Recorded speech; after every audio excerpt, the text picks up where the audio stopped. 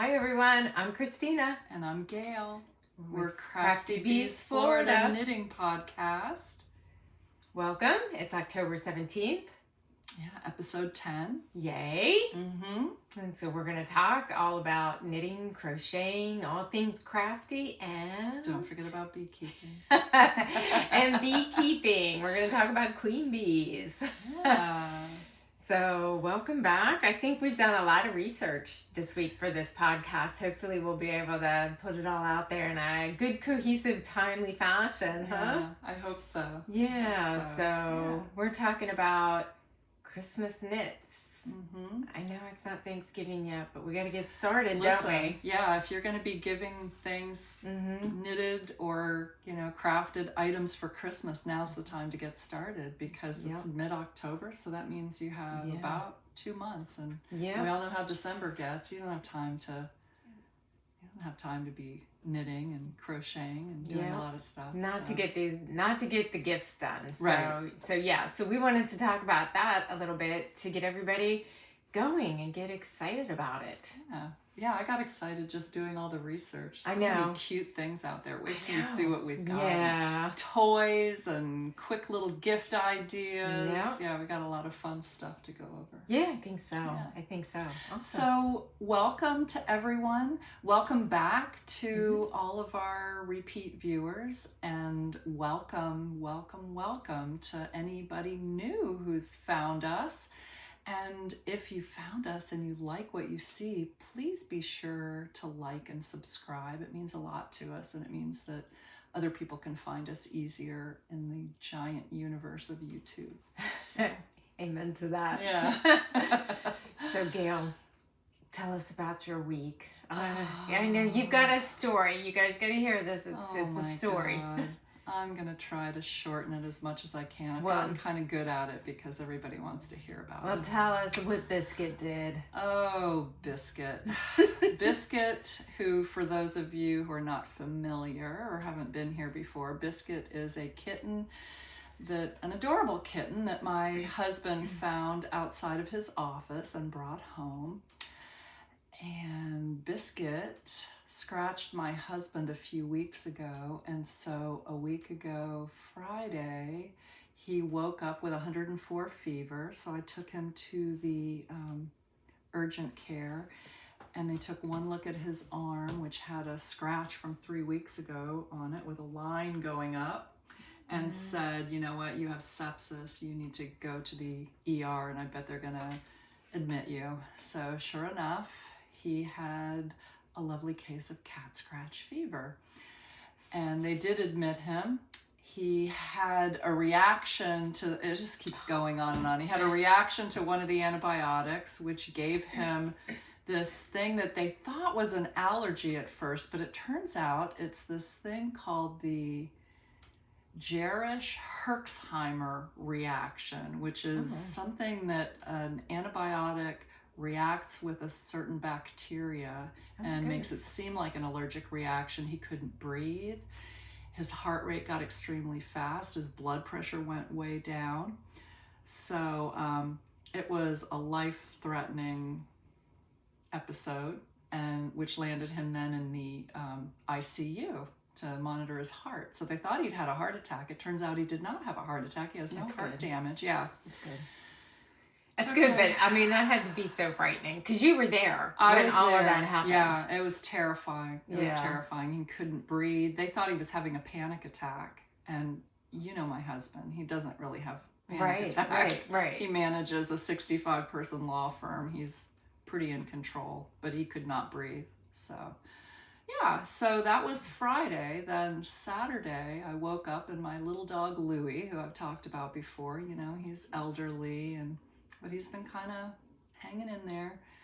I just knew something wasn't right with him. So he wouldn't eat breakfast. So I went to the hospital and then came back around 1 o'clock, and I just knew he is just not good. Can't even talk about that. No, I can't. I mean, you can talk about your husband being in the hospital, and I'm gonna like give away the ending because it was okay.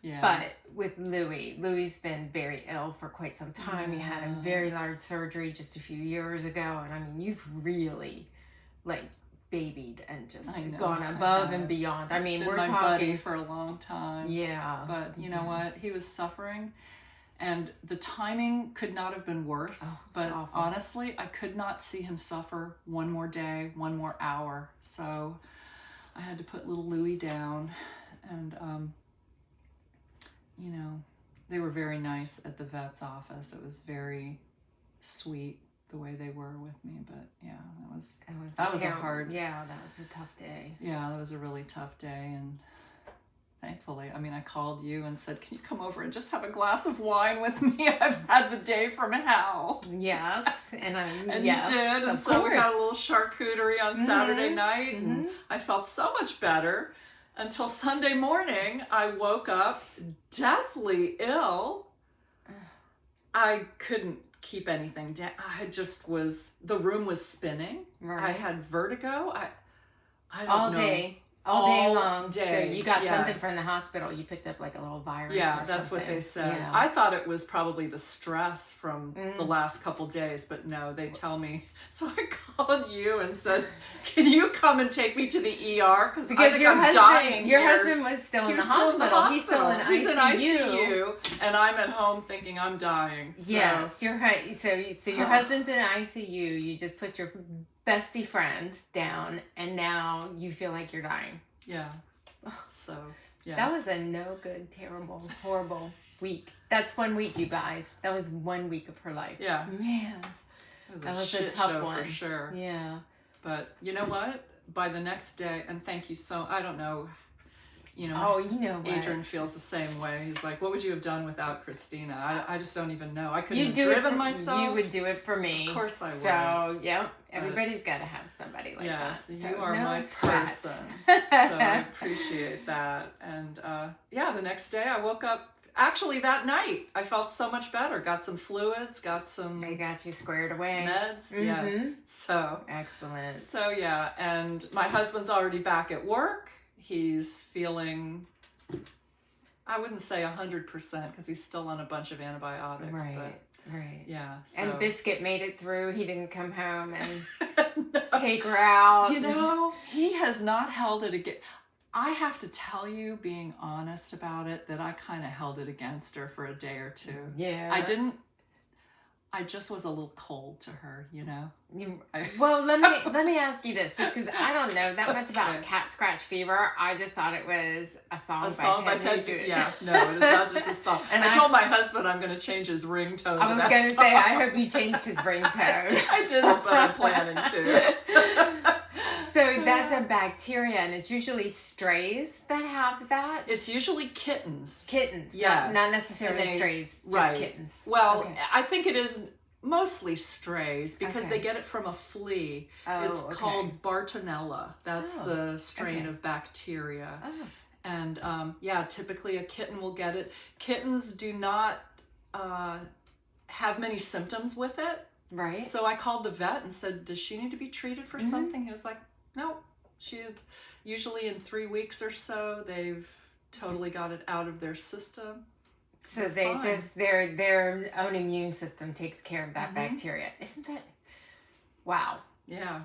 Wow. Yeah, she is 4.5 pounds of trouble, I'll tell you that. Most expensive free kitten ever. That's a good thing she's cute. But. Well, your husband loves her, so. He does. He hasn't held it against her at all. I'm just amazed. Well, I'm glad. He's that kind of guy. Yeah, he's a good guy. So I'm glad most of it worked out.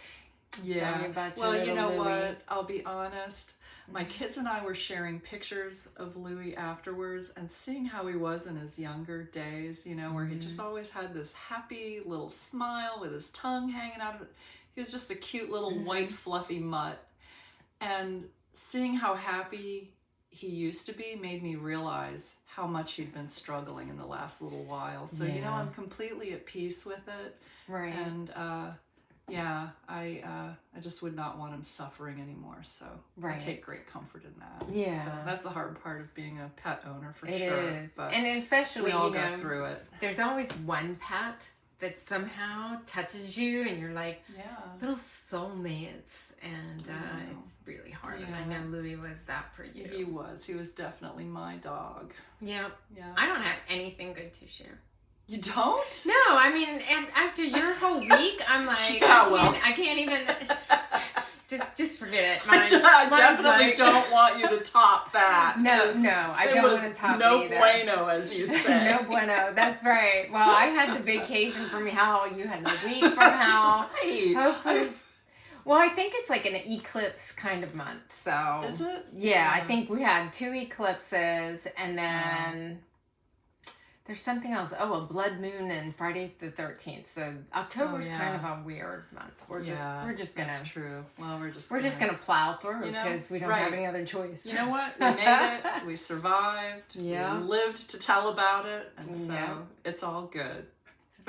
So what are you wearing? What? Oh, you know what? The weather's finally cooled down. I know we said we weren't going to talk about weather, and everybody gets tired of hearing us say, "My God, it's so hot." Well, it's finally perfect weather. Yep. And so I have my Pop Rocks shawl. That is so beautiful. I really am happy. Really nice. Really happy to be able to wear a shawl. Yeah. And I know that you struggled with it at the end because it was so big, but it's just beautiful. Yeah, and it's very lightweight, it's not heavy or hot. I mean, it's warm if I have it around my neck. I was going to say, you wore it out the other night. How was it? Did you guys eat outside? And we did. We ate outside, and it was just perfect. Nice. Because lightweight, but yet warm enough to give me just what I needed. Yeah. Very nice. Yeah. Very nice. What are you wearing? I am wearing. I love that. This is a coconuts pattern. What's her name? Julia Weinstein or something like that. Weissenberger. Yeah. Weissenberger is the designer. Genius. She is kind of a genius. So this is her pattern. It's an Emma, and it's version A. And this is a Malabrigo yarn. I believe a worsted weight. So yeah, that's what I have on. Thank you. I love it. I love it. Touch it? Yes, of course. Washed it quite a few times, and the yarn is getting a little fuzzy, but I mean, it's not pilling. It's just not pilly. It's just nice and fuzzy, and I kind of like it. It's gotten so soft, so you can't go wrong with Malabrigo, can you? No, for sure not. I have several sweater quantities right over here. Is that your Christmas knits? That is my Christmas knits. Really? Yeah. It's that Malabrigo Mecha, and so it's... Would you like to see it? I always love to see your color choices. They're so Well, this awesome. is... oh my goodness.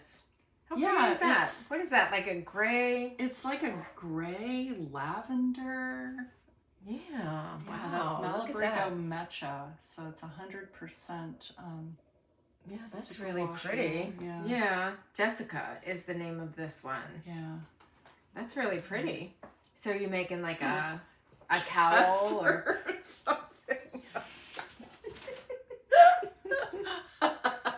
No, I'm not. I have sweater quantities of that. You're making some sweaters. I have a sweater quantity of that, and I also have a sweater quantity of. Oh, this is really pretty. Look at this. Oh my gosh, that's beautiful. Yes. Oh, is that a peachy? It's purple. like peach and purple. Oh, that's called beautiful. Zelda. Yeah. Isn't that beautiful? Yeah. So and that's a bulky yarn, so that'll just fly off the needles. Yeah, I like it. Yeah. I love Malabrigo. I do too. And so I guess maybe do we want to get into some? Let's show our knits first. Okay. All right. I'm excited to see. I'm excited to see your unbearable. Oh. Every time we podcast, I'm like, yay, let's see it. Let's see your fuzzy drum roll, bears. please. I always feel like Christmas vacation. One. Okay, the whole body is done. The body is done. Oh, and one of the sleeves. So I'm working on the other sleeve. Yeah. Girlfriend, Friday. We have to go to Woolen Folk and see Max. I know. I'm going to work so fast on the, Christina's always saying to me, what the hell? Why are you so slow on knitting your sleeves? You have to let me tell this. Okay. So Saturday night, she said, okay, you got to come over. We're going to have wine. So I did. And the whole intent, we're going to drink some wine and hang out and we're going to do some knitting. I think she did 2 rows. Every 5 stitches, she stops and pets the cat. She talks to the dog. She couldn't get anything done. I'm like, no wonder it takes you so long. You're not a slow knitter. You just don't knit. No, I'm ignoring everybody, knitting away. Get away, cat. I know. Well, I typically, when I sit in that chair that I always knit in, it's a big comfy chair with an ottoman, and there's always at least one cat on the ottoman. There's usually one cat on the arm of the chair. Maybe there's a cat in the tree behind you, in the cat tree. You were surrounded, and she stopped every 10 stitches to pet her cats.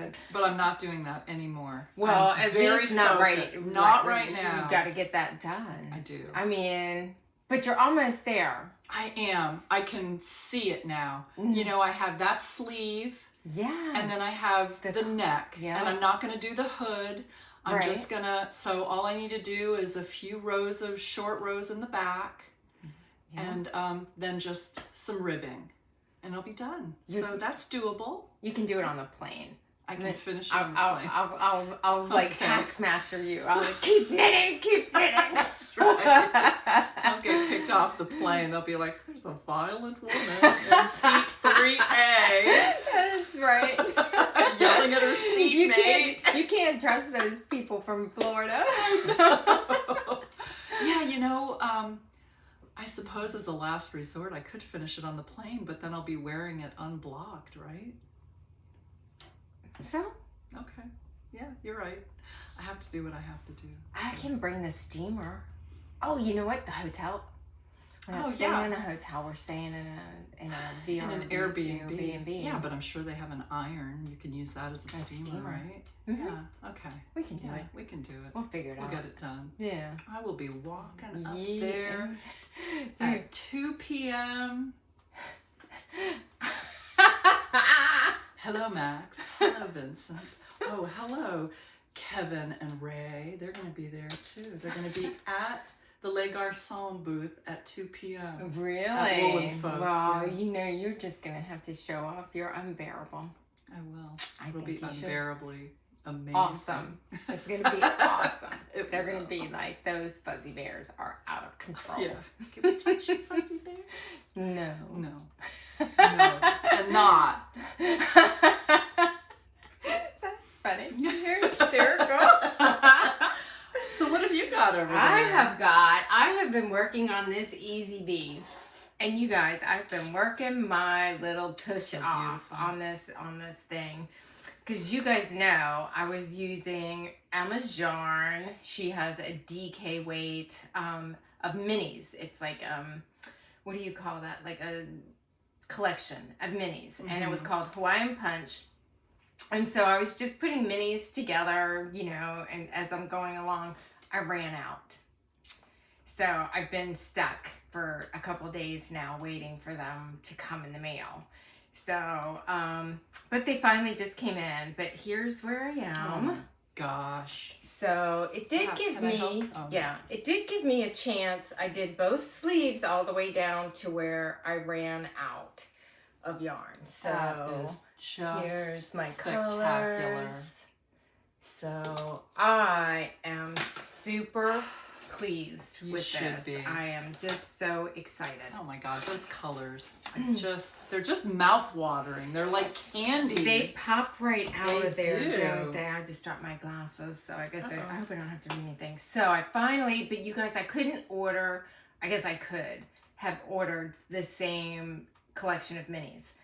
but I would only need like 3 more to finish those sleeves. 3 more different it came in colors. like 8 or 10 or something. It did. Right? It was like $65, and it was beautiful. And I probably could have used them for something else, but I didn't want to really spend $65 and use half the minis and then have to think of something, because these are DK or worsted. I forget which one.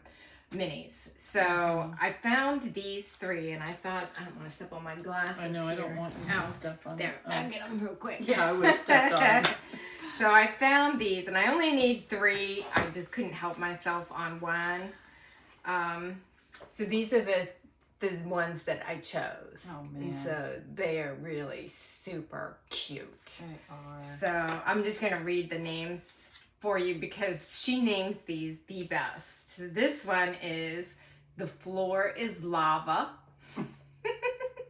I know, it just cracks me up. This one's Cactus Flower.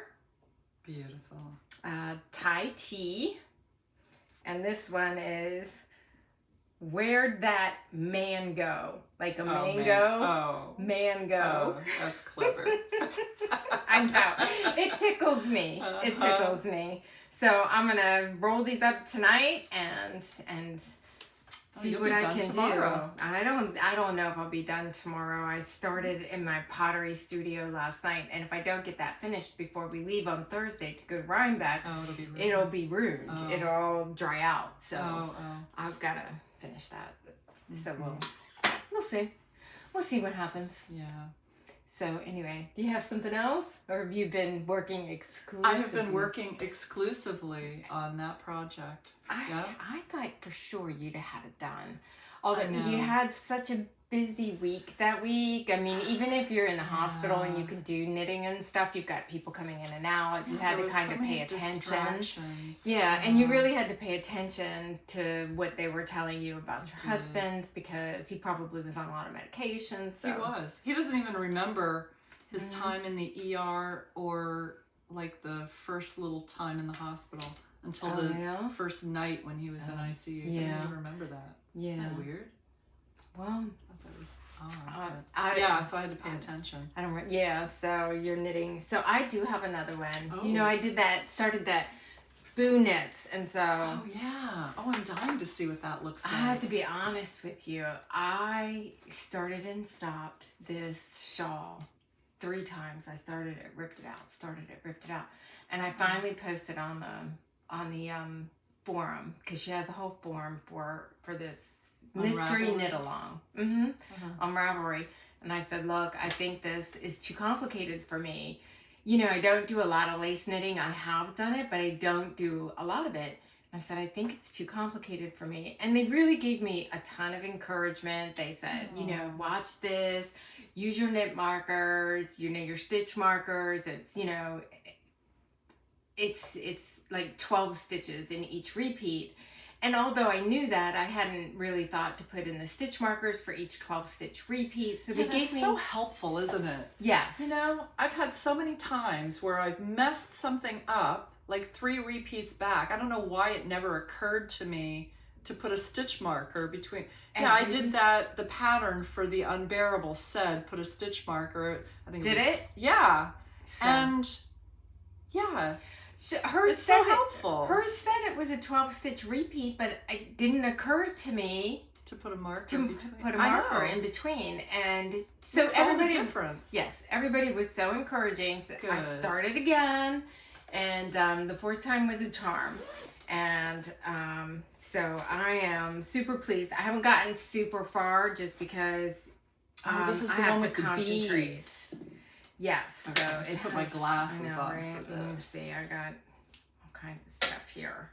Let's see, which one's the front? Then I was like, did you wear my glasses?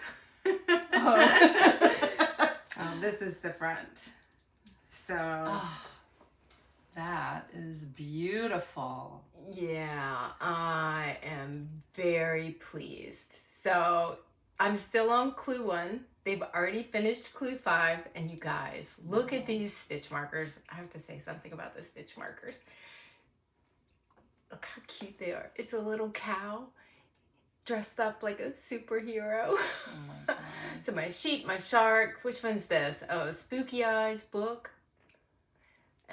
And what's this one? Franken Mom. She's knitting. That's Wednesday the cat. And let me see. Let me keep going here. Let me see. Do I have any more good ones? Oh, I got my Edgar Allan Poe ones.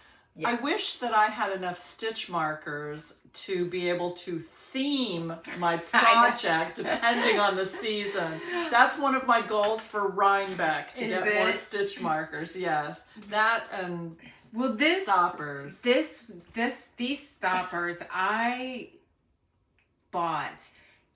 So these are Wee Ones stitch markers, and so I had purchased their Advent, their October Halloween package, and so there's 13 Halloween themed stitch markers in there, and so I haven't even opened them all yet. I'm kind of doing it as I go along, desperately hoping that this project I'll be able to stop once I use them all.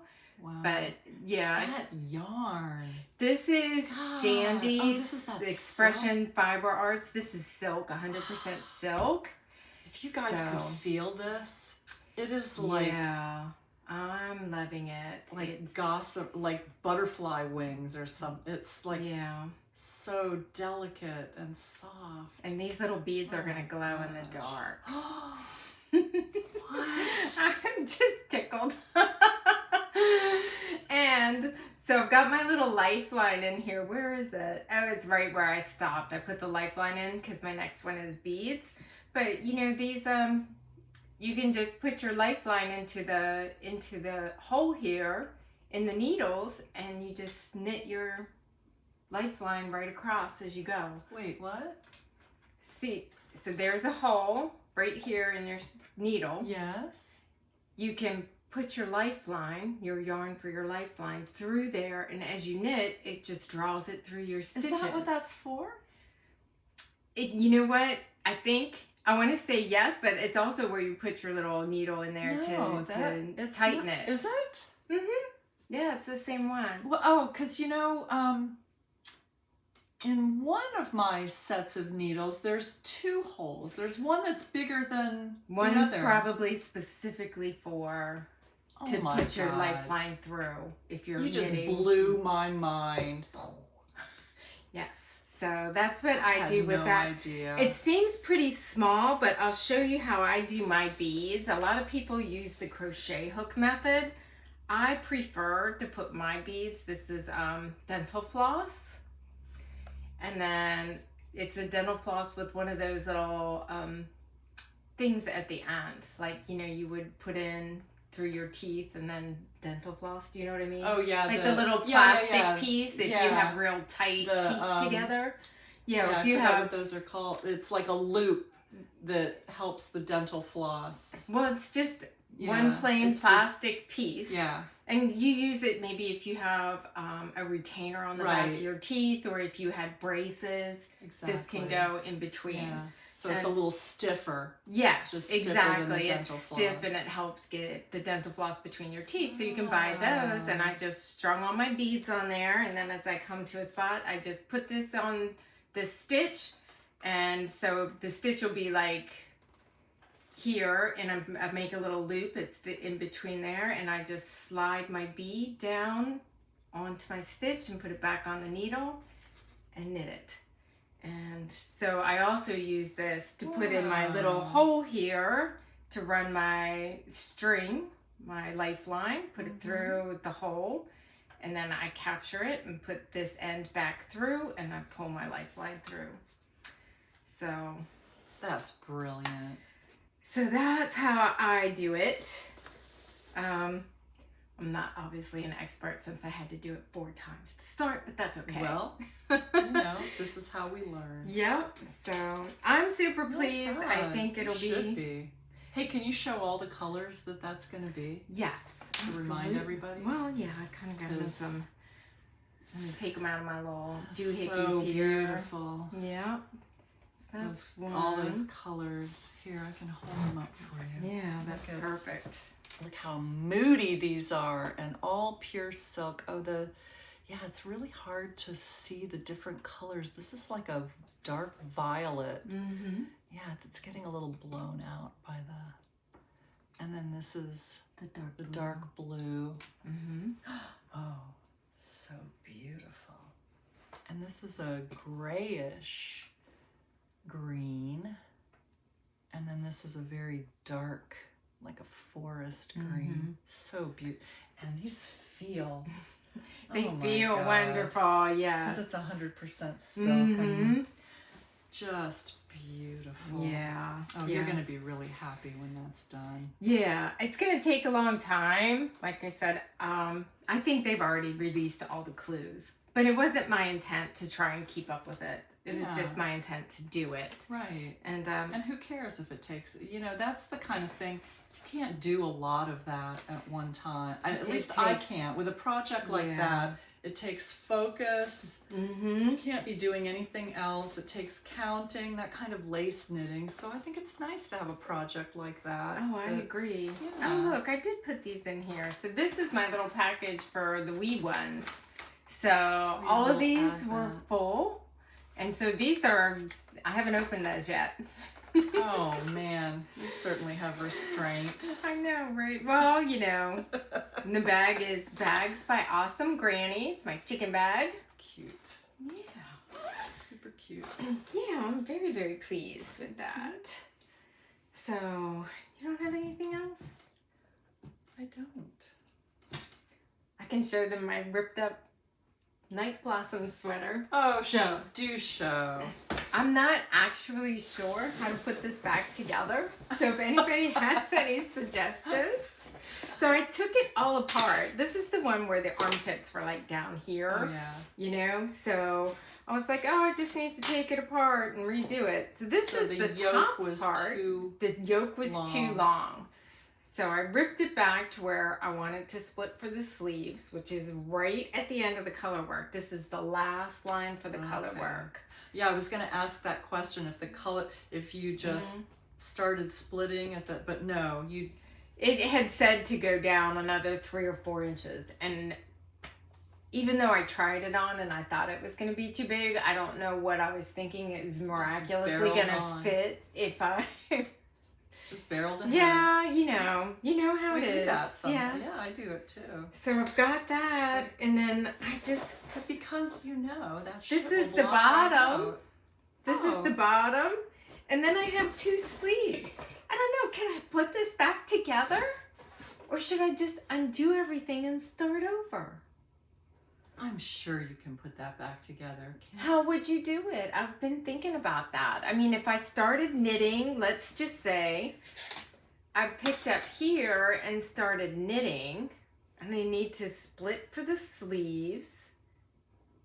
Those are obviously going to go down. They're I would have to split and knit some, and then attach these.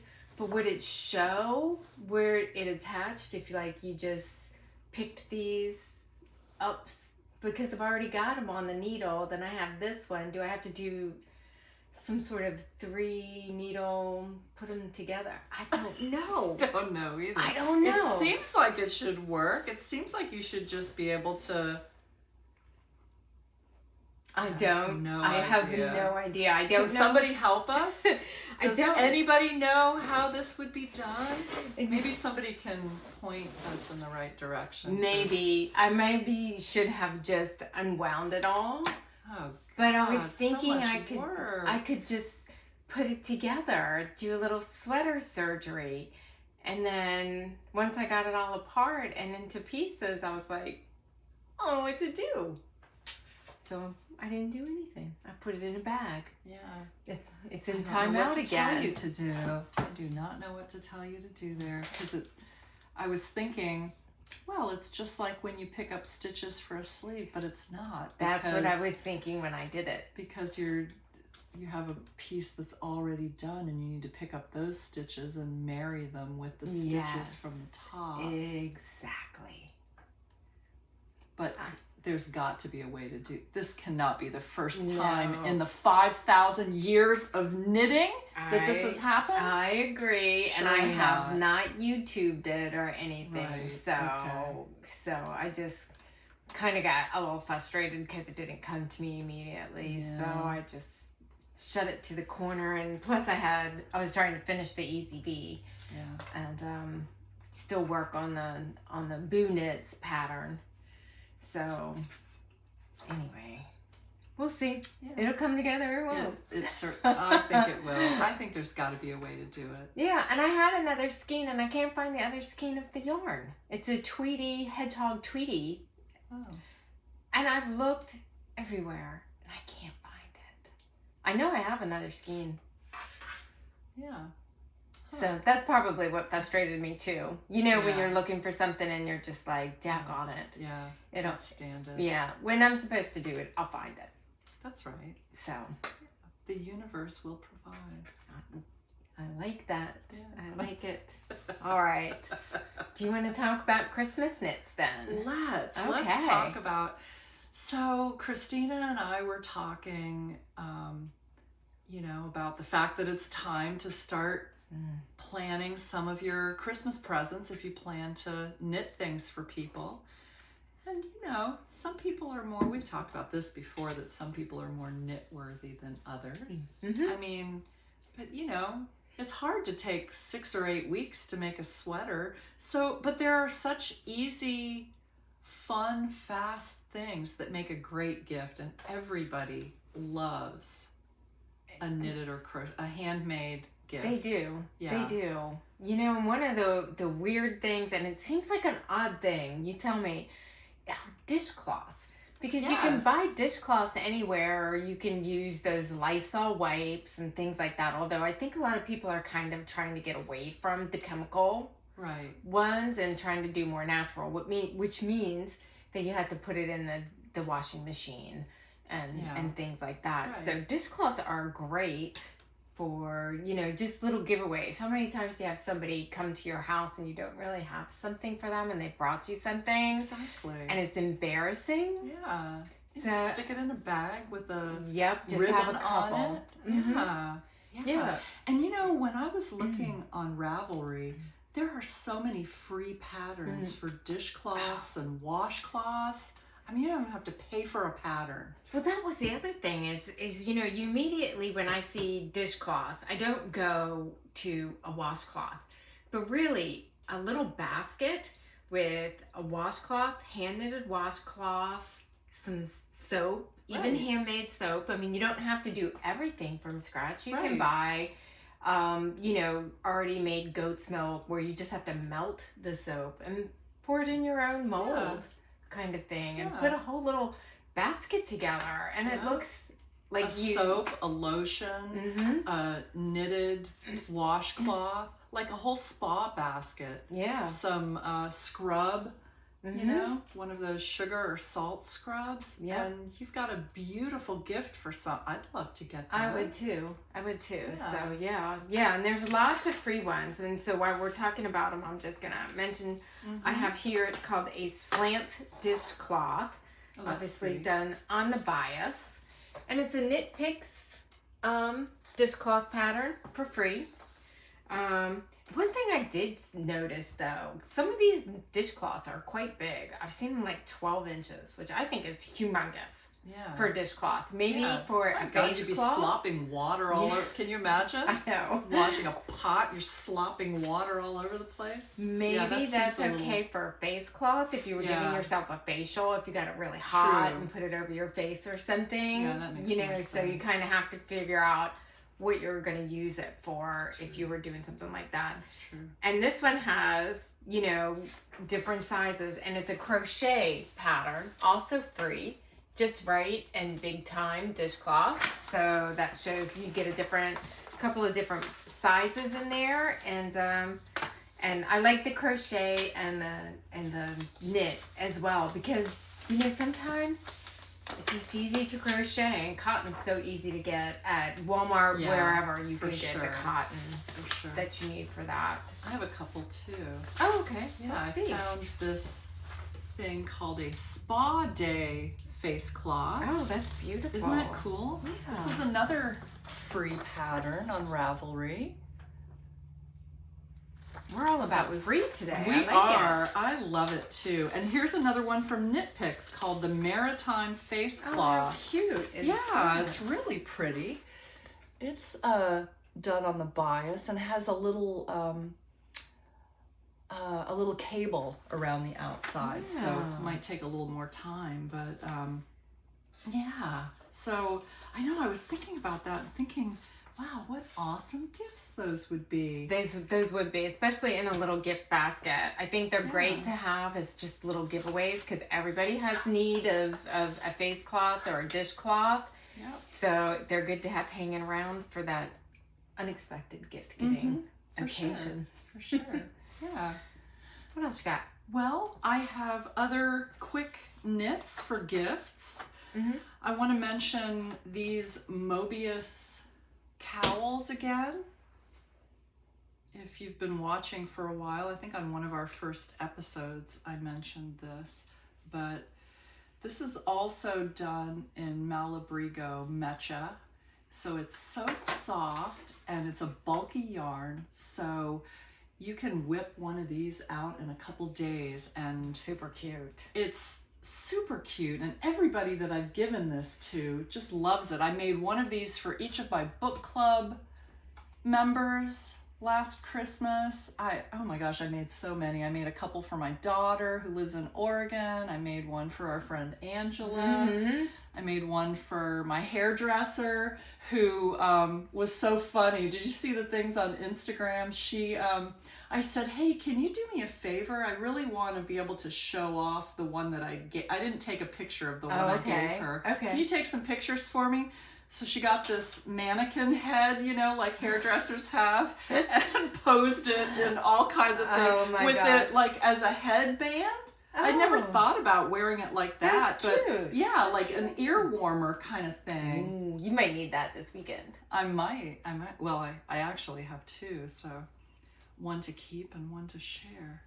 So there you go. Well, the problem is now you've set a criteria for your friends. Since you've been giving hand knits, it's tough. When people start getting hand knits, they don't want to go back. Don't buy them some crap from a store. You better knit them something. Ooh, yeah. Ooh, the pressure of that. I'm not sure I like that. But I do love I love that. I love, you know, sitting there thinking about how much they're going to like it, because you know they're going to love it. You make it in a nice yarn. And if you're doing something like this doesn't even take one full skein. Can you get two out of one skein, or not quite? No, you can't. Oh, okay. But, you know, this is not terribly expensive yarn. It's maybe $15 a skein. Oh, okay. Yeah. All right. Could you make it a little thinner? Well, you know what? That is one of the first ones that I made. And so it is a little thinner than the normal ones would be. Nice. Normally they would be, they'd have another couple rows. I couldn't quite figure it out. You know, to figure out this Mobius pattern, go to Cat Bordy. If you Google Cat Bordy, Bordhi, she was like the queen of the Mobius. She's passed away now, but she has these tremendous resources. She did a couple books, and I've said this so many times, but I don't even understand how it works. You do one little twist. It's all how you set up the stitches on the circular needle. And so basically what it does is it knits from the middle out and grows on each end, because it's like an infinity thing. It's the craziest thing, but you have to try it because it's very cool. I need to try that because that's really cool looking. It's very cool. Yeah. And I could not tell you. It's ingenious, really. It's ingenious, but yeah, it's a cool thing. So, you know, like I said, you can whip one of these out in a couple days, have a beautiful gift for someone. Yeah, those are great. Those are great. And what else have you got? You've got, do we want to stay little to big, maybe? Sure. Okay, so let's do hats next then, since I see that's at the top of your list there. I don't have any hats. So you don't? No. This is a super easy hat pattern called the Amiga Beanie. It's so cute. Isn't that cute? You know, I just saw these poof things, at Joann Fabrics when I was there last week. Yeah, they had them in a bunch of different colors, so they were not very expensive.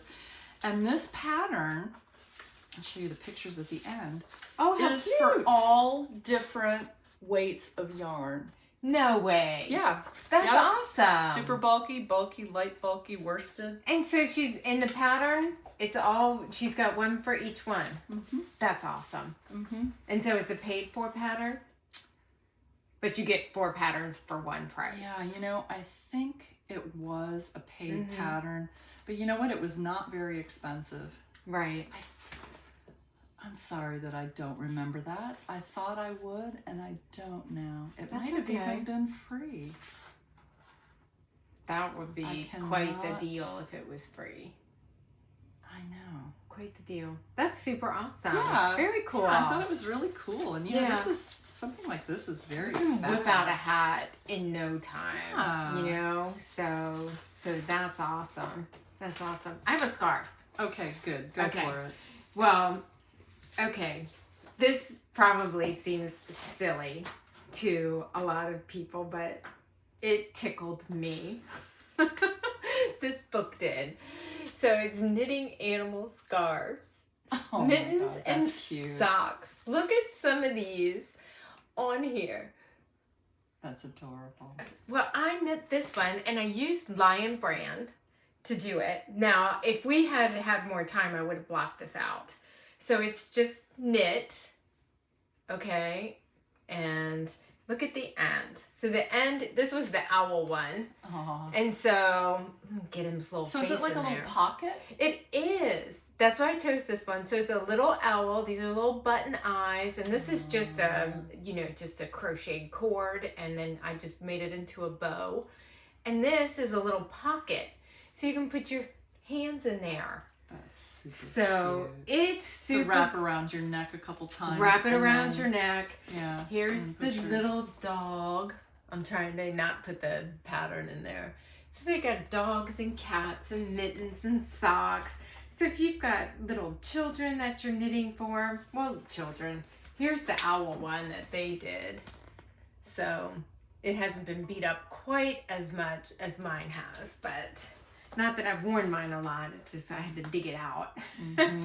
But anyway, super cute if you've got an animal lover. It's just a fun little gift they could wear. It's or adorable. Children, yes please. You've got a little scarf and it's like, mine's really long because I always do one of these. I'm always wrapping. So. Yeah, but you can't put your hands in the pockets. Well, this is true. But like this you can. Right? And you don't want to be like this. Look at the T-Rex. Okay. All right. So we've got scarves, hats, mittens, toys. All right, you guys. Toys. Look at this. I have to just show you this. Those are so cute. Oh my God. When I saw this, I was like, are you kidding me right now? So she knits those toys and then she like makes a move and does little videos. That's hysterical. Oh my God. So this pattern was so inexpensive. It's a British pattern. Okay. And it was like $3 or something US. Look at this. And it's the pattern for the large cat doll and the small one. Oh, and, so $3 for 2 patterns. Something like that, yeah. It was so inexpensive. And I just could not resist. I really want to make one of these. I love it. I love it. So cute. So cute. Love it. So, I did the bat because Halloween's coming. And of course I had this little bat bookmarked. I believe this bat is free. Oh, that's cute. So the whole name of it is just Bat. And it's by Claire Garland. And yes, it is a free pattern. So if you want to make one for Halloween and hang it from your It's not too late. Eves, I think you should be able to get that done in time. She said it's almost done in one piece. So, Oh, wow. yeah, that's not really a Christmas knit, but I'm sure you could probably put a little Christmas hat on him. You could do that, or a little scarf around its That's neck. right. If you have a bat lover in your family. So kitties and bats, all right. Yeah. What else do we have here? What else?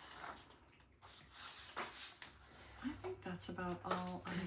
Well, I had sweaters on my list. Okay. And so my recommendation is for sweaters, if you have a bulky sweater, I mean, it would take a long time to knit fingering weight or something like that, but bulky sweater. And my favorite go-to for other people is Coco Knits.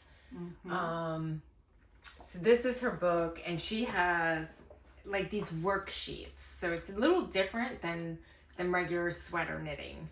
So it is, but the fit is phenomenal. She just teaches you how to basically tailor a sweater. Right. So if you could sneak into, let's just say you're making one for a daughter-in-law, you could sneak into their closet, measure one of their sweaters, and be able to make it so it fits perfectly. That's so funny. Daughter-in-law. Yeah, because every daughter-in-law wants their mother-in-law in their closet snooping around. Touche.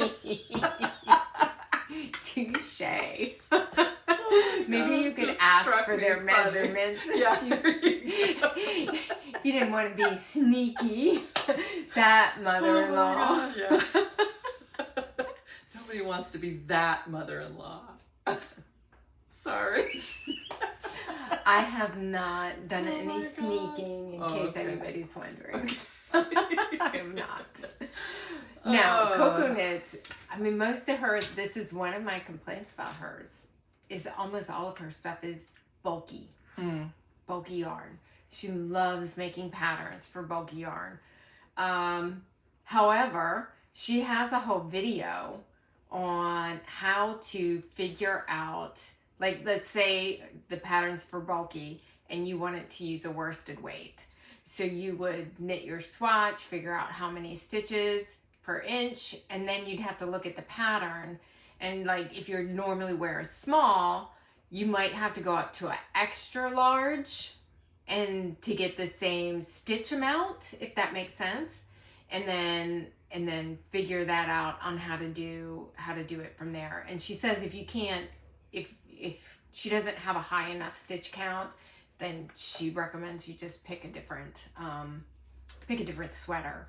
But I mean, her stuff, if you're making something for someone else, really, I think it's your best bet to get something that fits them. Yeah. It's really, really good. You know, I mean, I had not knit many sweaters, and I really wanted to knit something for Olivia, and she lives in Oregon. Right. So I wanted to give it to her when she got here for Christmas.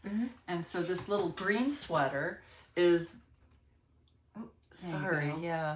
this sweater was knitted with the Coco Knits pattern, and it fits her.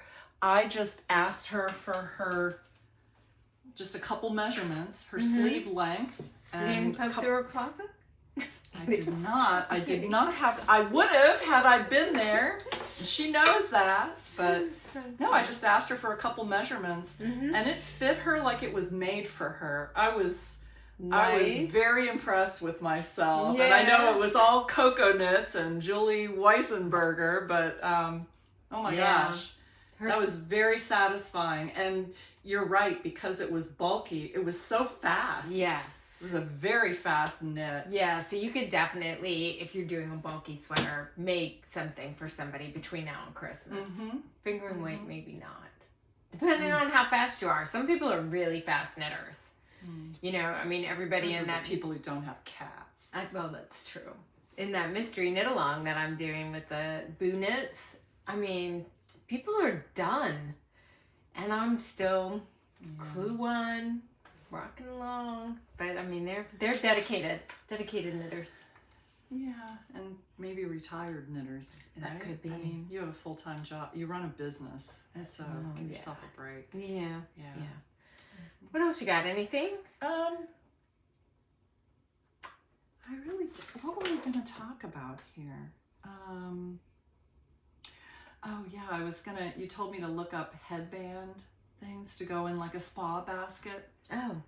There were 14,000 headbands on Ravelry, okay? So in a spa basket, go pick yourself out a free headband pattern on Ravelry. Yeah. Okay? There are probably thousands of free ones. I couldn't even pick. I was like, oh, this is overwhelming. Right. So. Right.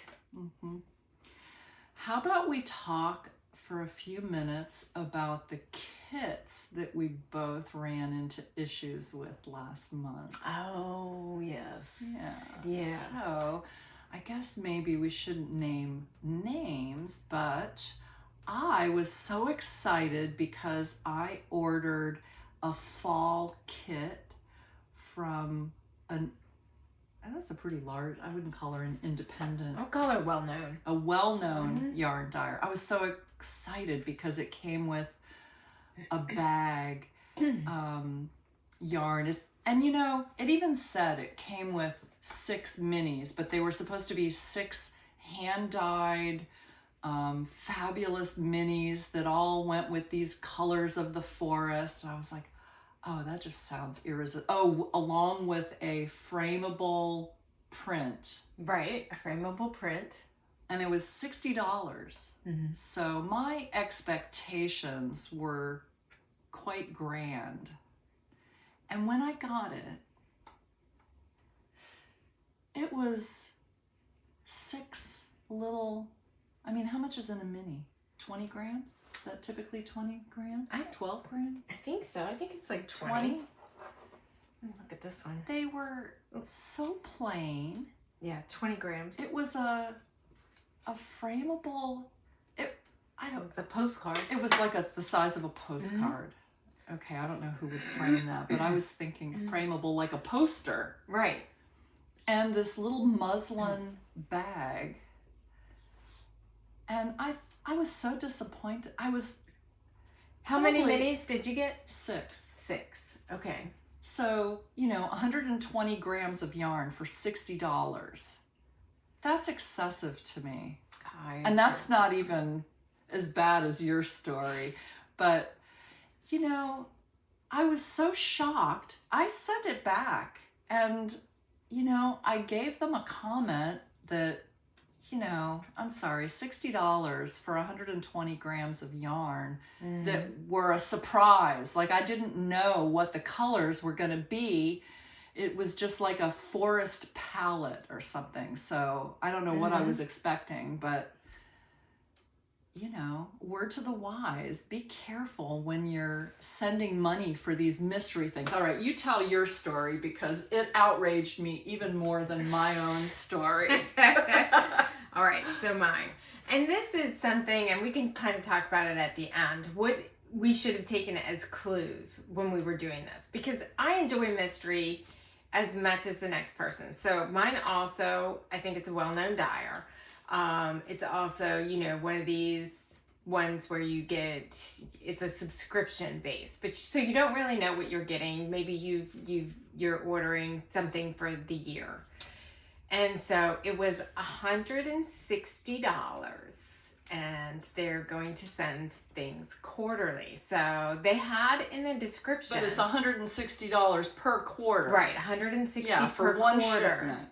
Right. Now that was not super specified in the description, okay? In the description it said it was $160, it was a quarterly thing. But it didn't say $160 per quarter. It said it's going to be quarterly. And so you get a bag, you would get a pattern, you would get enough yarn to do the pattern, and you might get like a little something else. I don't know what. Whatever they had. Oh. Whatever. Say, yeah. okay. Yeah. Whatever they had was getting off. for the. I'm having a little. Having a little moment. So I get this, you guys. And so I ordered it, and Gayle happened to say to me, what do you get for that? And I reread it, because I wanted to tell her and I couldn't. I was like, oh, I don't really know. So I did email them before they sent it. And I asked them, so she copied and pasted the description from the website. So I said, you know, thank you so much. I appreciate you contacting me right. I mean, they answered right away. But I read that and I'm still not clear. And she did say you get enough yarn to complete the pattern. And I guess I assumed for $160, it's going to be, you know, like a sweater pattern or something like that. Right. So you guys. For $160, I would hope so. Yeah, I got a hat pattern and enough yarn to make the hat. So it was not a full skein of fingering weight yarn. It's fingering weight yarn that they sent me, and it's not a full skein. I got 3 half skeins because there's 3 different colors. So 3 half skeins of yarn. I got the pattern. I got a bag. The bag's kind of cute. It's not so fabulous. I mean, I wouldn't have stopped everything and bought it. And I got a stitch marker holder and a sticker. Which a lot of people like stickers. I don't have anything to put a sticker on, so. I don't get the whole sticker thing. I'm sorry. I don't either. I mean, my son puts stickers all over his like laptop. He loves them. So, and. Okay. But I don't put stickers on my laptop, and I don't do them on my car. So I'm kind of like, I don't have anything A grown to do up? with my Kind sticker. of a grown up?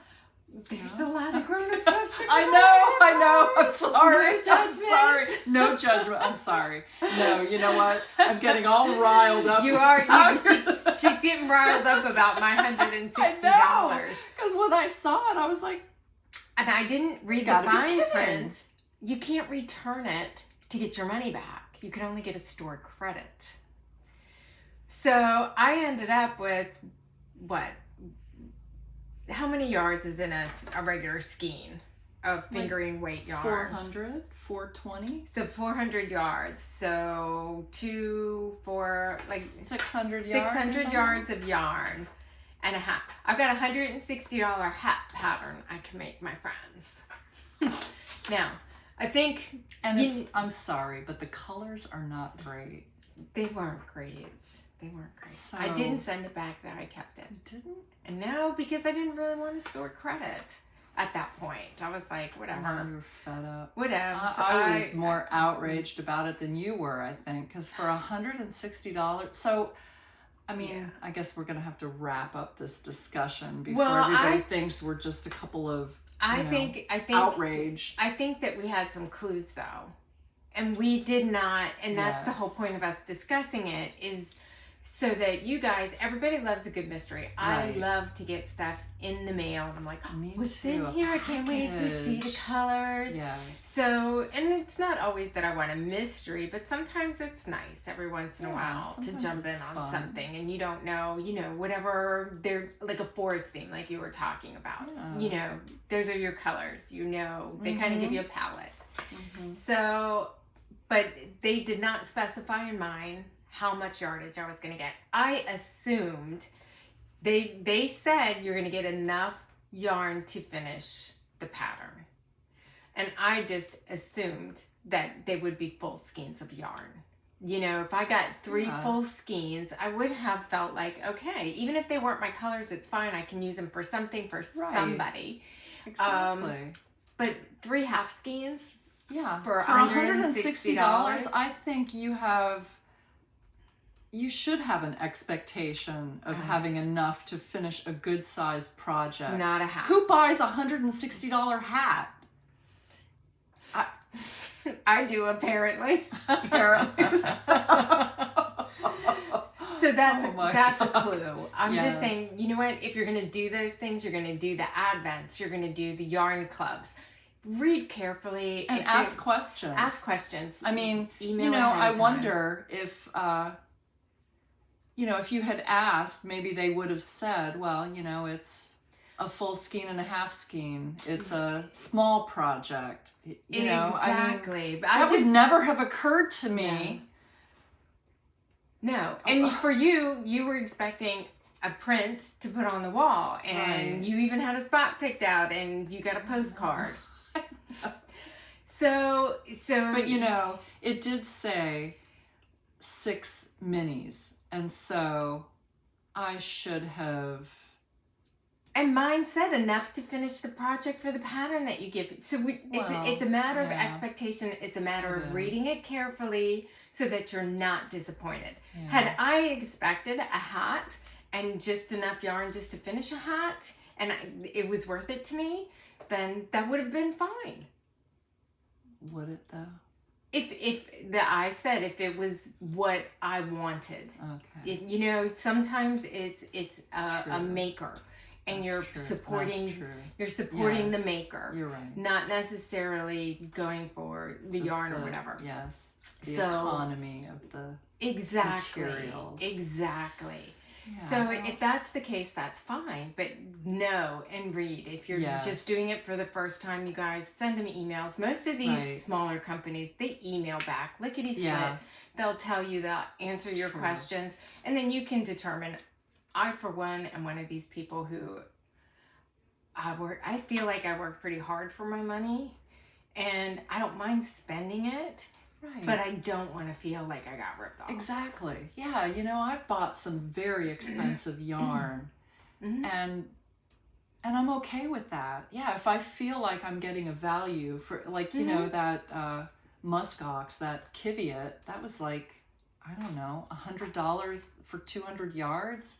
But that's something very rare, you know. That's so Yeah, or if somebody's doing something to support a group, exactly. Like if they were doing an animal rescue and they were like, this one skein is $60, even though that's double. It's going to a good cause, and you don't mind putting your money towards that. But all I'm saying is read the fine print carefully, ask questions, know what you're getting, so that you're not disappointed. Like us. I was quite Don't shocked be about like mine. Gayle and Christina. Yeah, I was a little crazy. My husband still says, "Who's getting that $160 hat?" And I'm like, I haven't decided yet. As you better be on your best behavior. Don't give it to me, because I don't like those colors. They're ugly.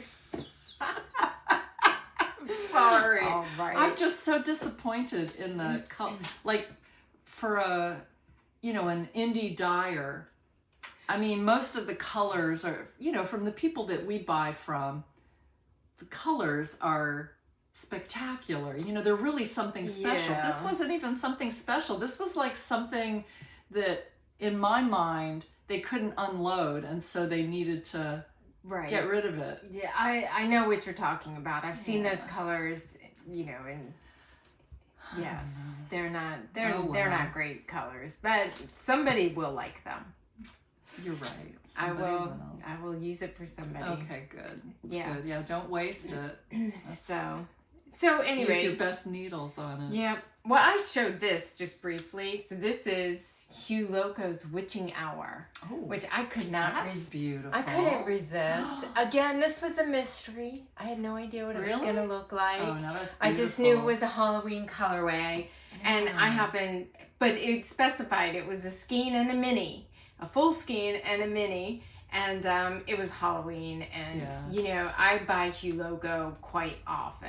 Yeah, and, so you know what to expect. Yeah, I know what to expect from her. She's That's really beautiful. She's I love awesome. the way in the yellowish gold there's that maroon color. That just a little bit of the maroon color. Just a little, but just enough. And then the mini skein she put the mini skein just that matches the maroon color, and so it doesn't overwhelm it. I think it's just enough just to make it match. It's perfect. What's that over there? This one is a local dyer. Oh, that's beautiful. This is Beach Bunnies yarn. Ooh. And so they're a local dyer out of St. Pete, Florida, USA. For those of you who are not here in the country, we have people all over the world. This is true. This is true. And so this actually is almost 500 yards in one skein. Yeah, which is why I picked it up. I loved this colorway. I think this was like, she does one for a month. I'm trying to see if she's got a name on it. World Traveler, A Day at the Beach. That's what this one's called, A Day at the Beach. And so it's almost 500 yards. And I thought, that's going to be perfect for a little lightweight shirt. Yeah, for sure. So, yeah. Beautiful. Wow. Are we on to beekeeping? I think we are. I had an exciting day of looking in my hives. Well, do tell. Okay, so you guys know I told you last time I had the 2 queens the last time I went into my one hive, and that's the blue hive had 2 queens. So I made the executive decision to take 1 queen out of that hive, and I took 1 queen and 3 frames and I put them in another hive, a blank one. So they were all by themselves, starting a new colony, so to speak. And I could not find the other queen, but I just knew there had to be another one in there because I saw her like a month ago.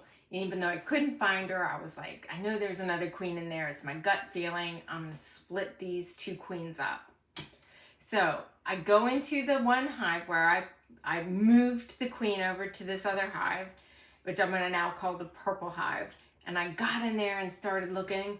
It's filled with bees. There's no queen. She left. I don't know. I have no idea. Why would a queen leave and all of her bees stay? I don't know. They were all in there working. There's no eggs. There's no brood anymore. Everybody had hatched that I had moved over there. She's gone. So I said, okay. Did she leave or did she? I don't know. She could got have squished or something. She might have got squished or something. Maybe she fell off the frame, and I don't know. Maybe no. It was all of her brood. They wouldn't have killed her. I don't think so. So there's no queen. So I got a frame of eggs from my peach hive, who is doing great. They're bringing all kinds of nectar. They're filling everything up during this particular nectar flow that we're having. And I took some eggs and I put them in with her bees that were left behind so that they could make a new queen. So then I'm going on and I go to the blue hive that's supposed to have a queen in there. And so I start going through her hive and I find her. It's a different queen. It's not the queen that I moved. It's not like she went back to that hive. It's a different queen. So I'm like, oh, okay, there is another queen in here. I'm super psyched about that. But they're not using the side of the hive that I removed the old queen. So I'm like, okay, that's fine. You know, maybe they just haven't got there yet. It's only been a few weeks. Well, they're making a new queen. I find a queen cell in there, and I mean, it's filled up. I can look right in there. It's got a big larvae for a new queen in there. So I'm thinking they're going to swarm. Yeah. I can't imagine that they would make a new queen because I took out the other queen. Because there's still a queen in there because I just saw her. Yeah. So the only thing I can think is they were going to swarm. So I took the queen that they were making and put her in the other hive that's queenless. And I took the eggs that I had in there and I took them and put them in the blue hive where the part that they were not working. And I put them over there and then had some blank frames in between. So hopefully to draw that queen over to use the whole hive. I know. And I'm doing this, Gayle, and I'm thinking to myself, they're probably like, what the hell is this woman doing? Why is she messing up our stuff? We have plans, and she's in here messing with us. Yeah, I'm pretty sure they say that every time we take the lid off. That's probably true. Yeah, woman, I got this. Go back to your house, please. So that's what I did. I just rearranged everything. I was like super disappointed that the one queen was not there because she seemed like she was just going to be a very nice queen and have a lot of nice little bees. But yeah, that's really curious. It is curious. What happened to her? Yeah. I don't know. So what'd you find? Well, I went out this weekend because, you know, I should have gone out the weekend before, but we all know what happened that horrible weekend. So my big concern was that I had done a split of one of my other hives, and so I just had a brood box. I just had the bottom box. I didn't have a super or anything on. I didn't have any way for them to put up honey. So I was thinking, oh boy, I bet they are out of room. So sure enough, when I opened that hive, so that was my goal. I didn't have, well, I thought I was gonna go through all my hives. It turned out that the lawn people came when I finished my second one and I had to get out of there. But when I took the lid off of that split, it was full. They had built out the frames with wax as far as they could. Like, you know how... Oh, so they're touching each other? Yeah. And which is very messy, you guys, because as you pull those frames out, the wax breaks and all the honey drips down. Oh my God, it was a mess. And I had forgotten about this, but when I had made that split, I ran out of the deep frames. All I had was a frame from a super, which is like half the size. Right. So I stuck it in there because I knew they needed some, you know, you can't just leave a hole this big. So I stuck it in there. Well, they had built down from the wooden frame all the way to the bottom and filled it with honey. And, you know, it was all wax filled with honey. I actually got 4 jars. Really? Full. Oh. Yes. So you've got wax and honey in those jars because you had to just take everything. I just had to scrape off the bottoms. And then this time I did have, because I had anticipated that I was going to need to put a couple of blank frames in there. I knew they were going to be out of room. So I took that frame, put that in another super, actually, no, I put it, because I had to put a super on top of that. Right. Because it didn't even have one on it. Okay. So I took the frame, you know, I scraped the wax and honey off the bottom of it and put it in the super. Yeah, and put a super on top of it. So now, when you put your super on top, does it already have wax? So that this one did not. Because I don't have any more. I don't have any more that are built out with wax. So they're just going to have to, you know, here's what I figure. You know, we're going to Rhinebeck this weekend. They need something to keep them busy. So they'll just be working hard, building wax and building it out. But wow. You're going to have a lot of harvest. I'm going to have a lot of harvest, and I don't want to miss it this year. I feel like in past years I've kind of missed it a little bit because, you know, I've thought I was going to have a huge harvest, and then I go out there and I'm like, wow, there wasn't as much honey as I thought there was going to be. Yeah, but what do you think happens to it? They can't eat it all in that amount of time. Can they not? I don't know. Why feel would like they? Well, I don't know whether they get robbed out or they just eat it themselves. If, you know, if they have so much honey in there that they don't know what to do with. Although it's a very big, strong hive, I would think that they could defend it against robbers, you know? Yeah.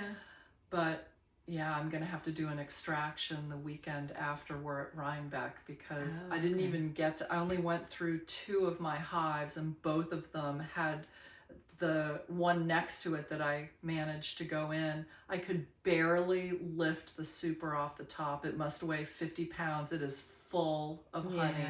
It's not all capped yet, but I think it's getting there. So yeah, it's going to be a huge harvest for a change. You know, we've had a couple of really bad years. Yeah, last year was a tough year. Really bad. Yeah.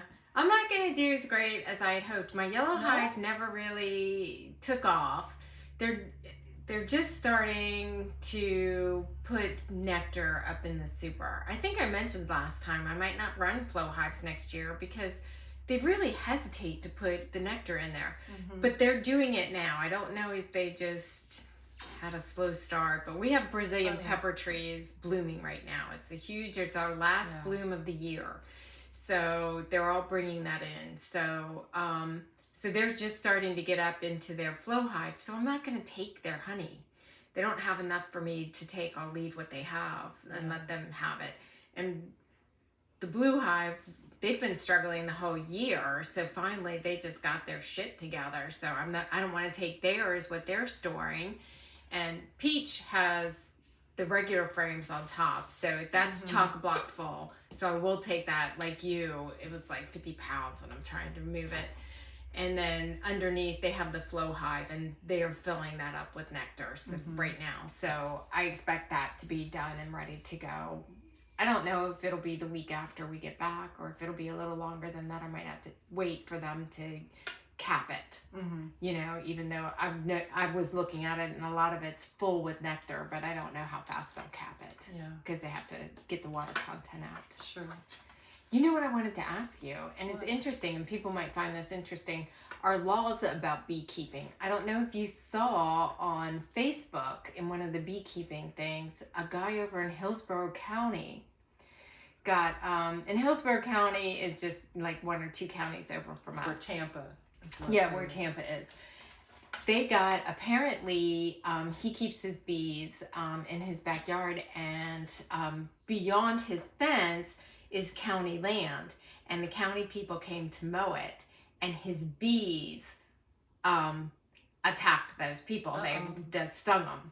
So of course he got flagged from what's it called? It's not the ordinance people, but code enforcement. Code enforcement came and flagged him and told him he had to get rid of his bees.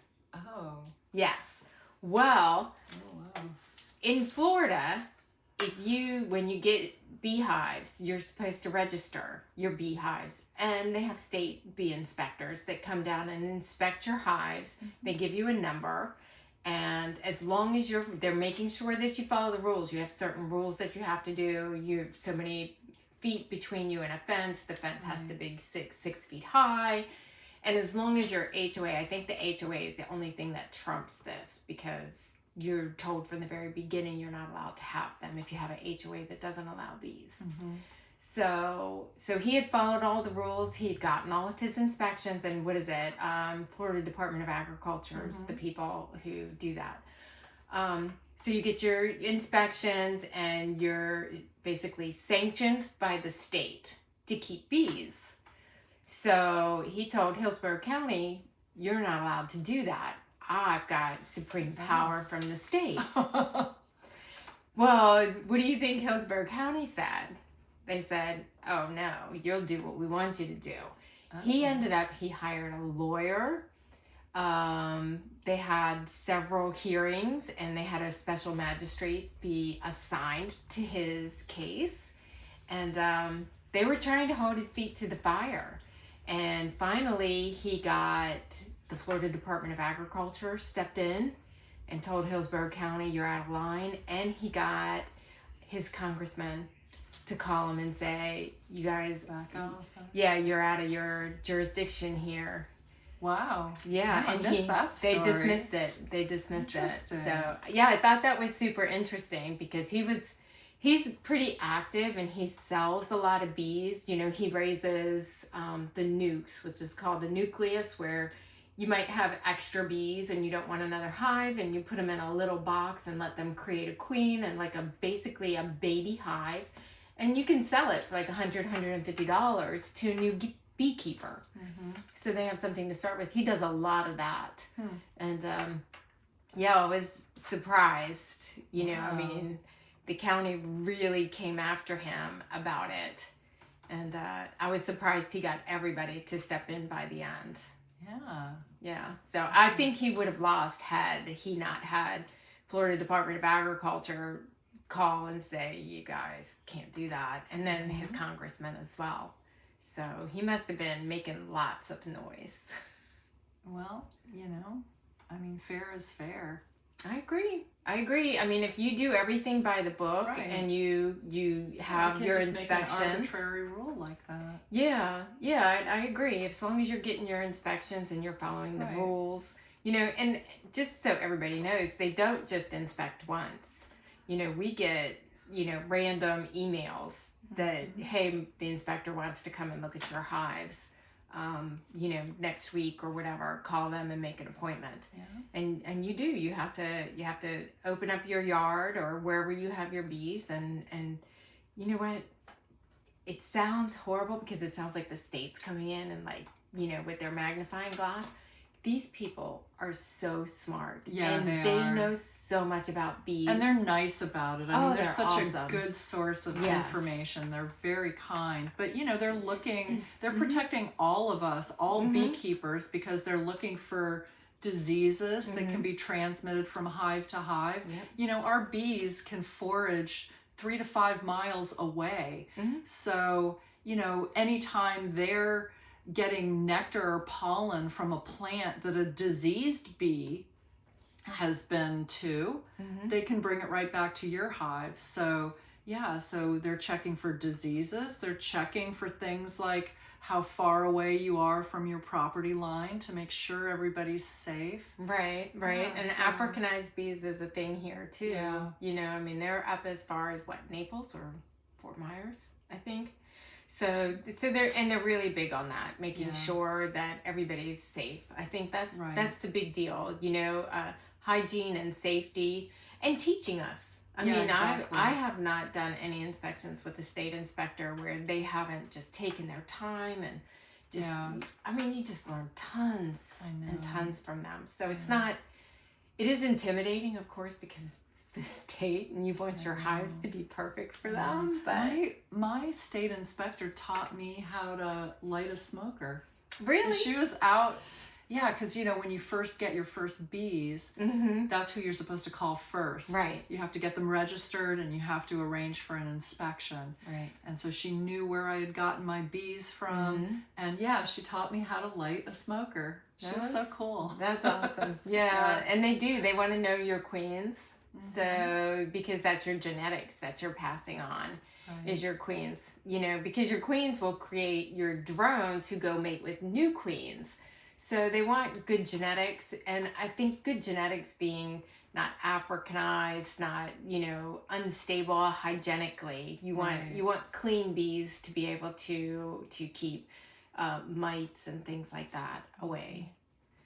So anyway, I thought that was super interesting. Yeah, that's very interesting. The state really kind of stepped up for the beekeepers.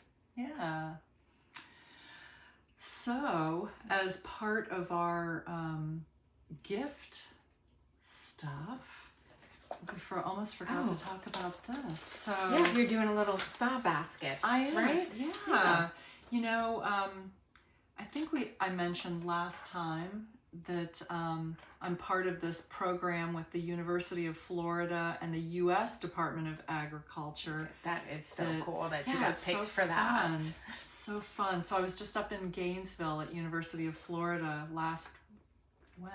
what is today? Today's Tuesday. We don't usually podcast on it. Yeah, it was last weekend. But you have to say, University of Florida is really it's entomology, right? I don't want to say that incorrectly. Yeah. Their entomology department is just one of the best in the United States. And Jamie Ellis, who's a renowned bee expert in the world. He's just been all over the world doing bees. And you know what? The amount of information you can get from that man.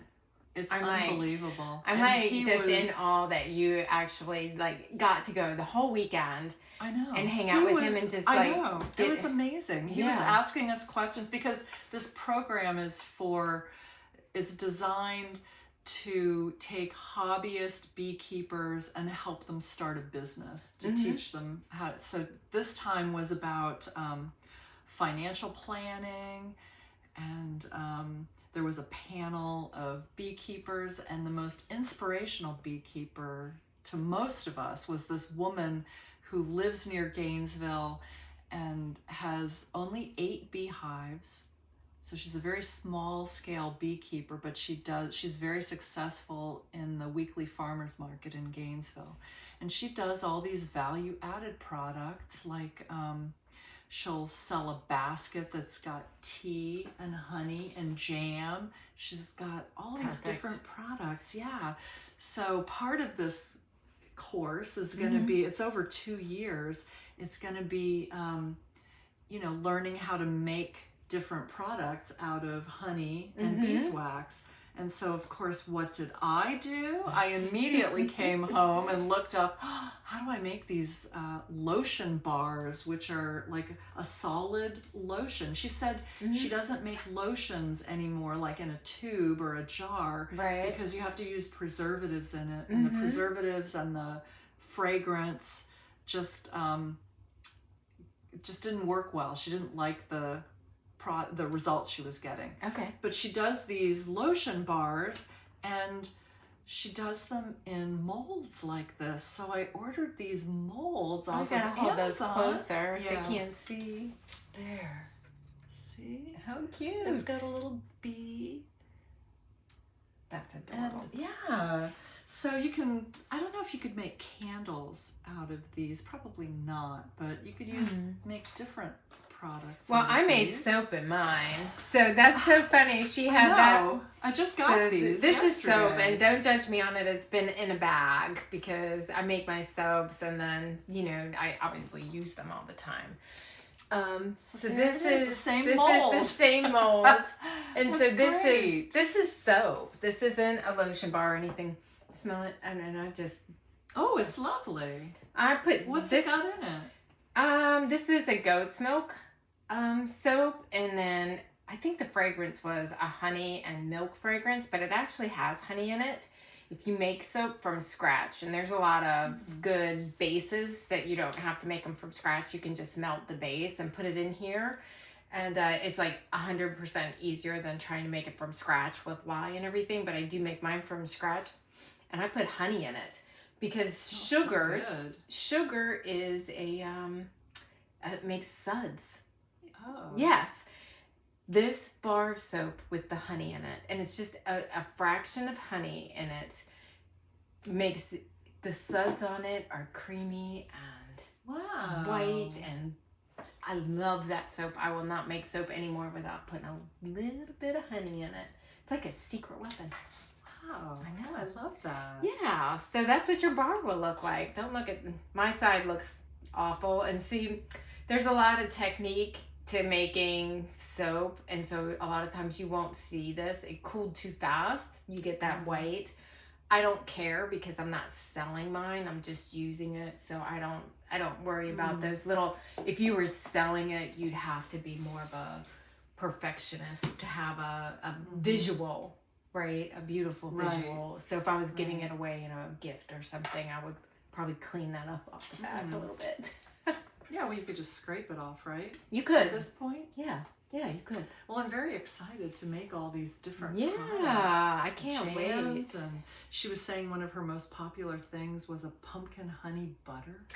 Doesn't that sound good? That sounds delicious. Yeah, so I have a lot of experimenting to do in the next couple months to decide what products I want to make. Does she get the pumpkins and do, like, she makes almost like a pumpkin pie, like you would make applesauce with the apple? You do the same thing with the pumpkin? I don't know if I didn't go into detail Okay. with her about it. I was just assuming it was the canned pumpkin puree.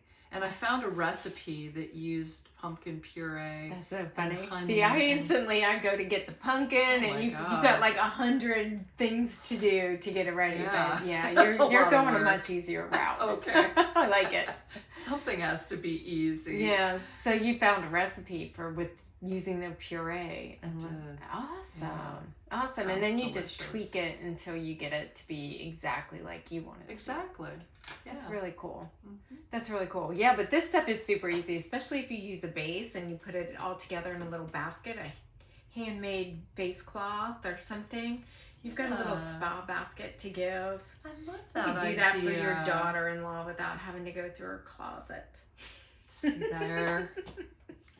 Problem solved. I know, right? Well, I think that's it. Are we going to wrap it up here? Yeah. We have to pack because we're leaving for Rhinebeck in 2 days. I have to tell you, I've already pulled every long sleeve shirt out of my closet, and it's sitting there. Every hat that I've ever made, I swear, You would think I'm going for a month because I'm gonna have to we're gonna have to have stuff in the car and we'll have to go do a wardrobe costume change. Yes, a wardrobe change because I have to try a different winter outfit. Well, it's going to be so much fun. We're looking forward to it. We hope some of you are going to Rhinebeck. Yeah, if you see us, stop and say hi. We'd love to see you and say hello. And it'll be a lot of fun. I'm looking forward to it. I'm actually looking forward to getting away with you and just having a nice, easy going. You know how you find somebody you can travel with? They're like a good travel partner. Not everybody's travel compatible, I think. I totally agree. I don't know that I have maybe one other person I can travel with, and it is not my husband, sadly.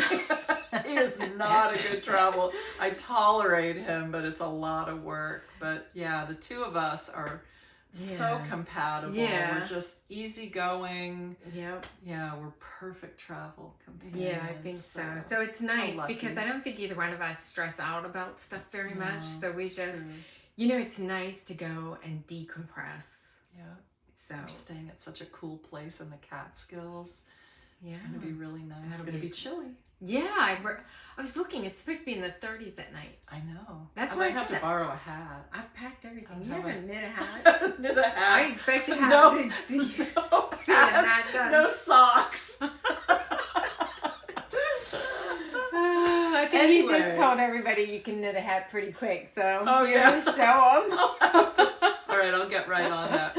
But finish your unbearable first. Yes, I definitely will. We'll take lots of pictures. We'll have lots to report on next time. We hope you all have a wonderful couple weeks. Yep, enjoy. Don't forget to like and subscribe, and we'll see you guys in a few weeks. Yeah, happy knitting. Happy beekeeping.